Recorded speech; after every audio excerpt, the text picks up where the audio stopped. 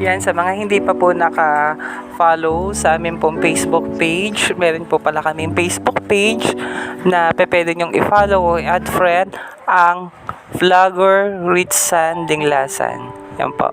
Ang bago po namin Facebook page ay Vlogger Ritsan Dinglasan.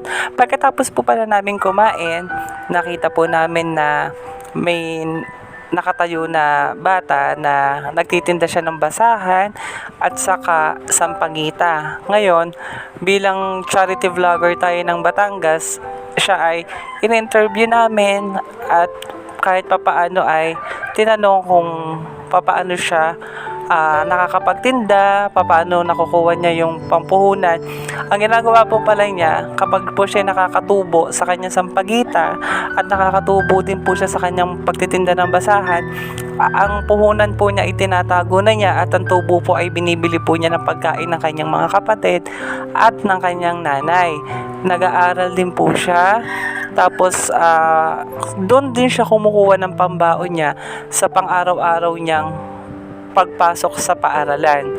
Kaya nakikita natin ang talagang sobrang sipag ng batang ito, kahit ganito yung edad niya, ay lumalaban siya para sa kanyang pamilya, lumalaban siya para sa kanyang mga kapatid, at kapag wala siyang benta, ay umuwi siya nang wala siyang dalang pagkain sa kanyang mga magulang at mga kapatid. Ito yung mga dapat natularan ng mga kabataan ngayon na nag-aaral na pagbutihin ang pag-aaral sa pamamagitan ng ating pinapakitang video ngayon, ay nakikita natin ang isang working student na bata na talagang masipag mag-aral at porsigitong mag-aral. Kaya yung mga nanonood po ngayon ng ating vlog ay makakakuha po kayo ng moral lesson.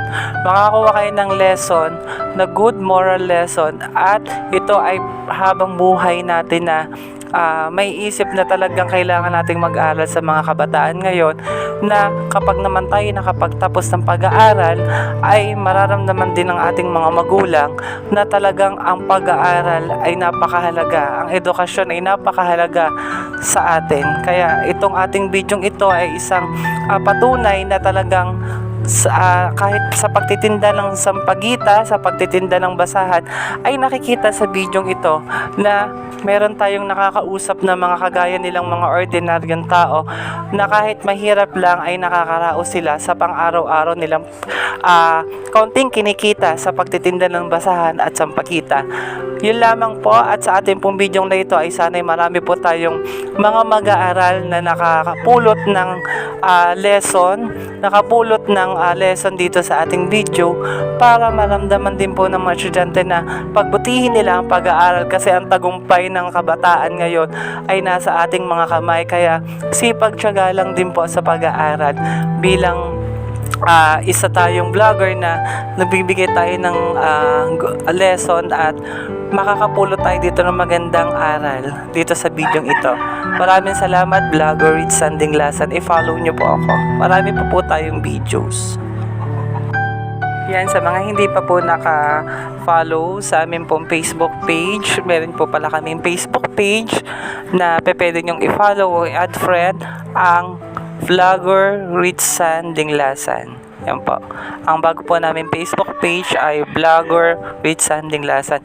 Pagkatapos po pala namin kumain, nakita po namin na may nakatayo na bata na nagtitinda siya ng basahan at saka sampagita. Ngayon, bilang charity vlogger tayo ng Batangas, siya ay in-interview namin at kahit papaano ay tinanong kung papaano siya nakakapagtinda, papaano nakukuha niya yung pampuhunan. Ang ginagawa po pala niya, kapag po siya nakakatubo sa kanyang sampagita at nakakatubo din po siya sa kanyang pagtitinda ng basahan, ang puhunan po niya itinatago na niya at ang tubo po ay binibili po niya ng pagkain ng kanyang mga kapatid at ng kanyang nanay. Nag-aaral din po siya.